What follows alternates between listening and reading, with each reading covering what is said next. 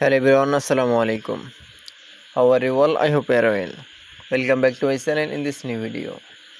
Today's video, how to add email to WhatsApp account in mobile. So get started. At first open your mobile phone in the screen. Now open the WhatsApp. Now open the WhatsApp. Now click from third option. Now click.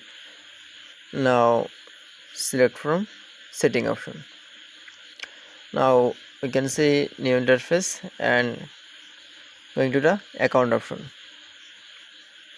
and click from email address.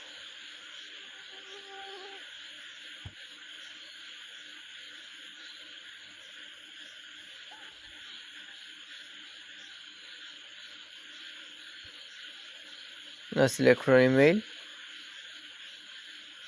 Now click from next option.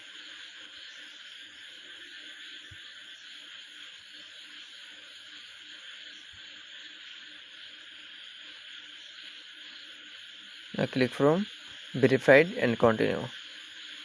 That it's. Now you can see add email in WhatsApp account is very easily.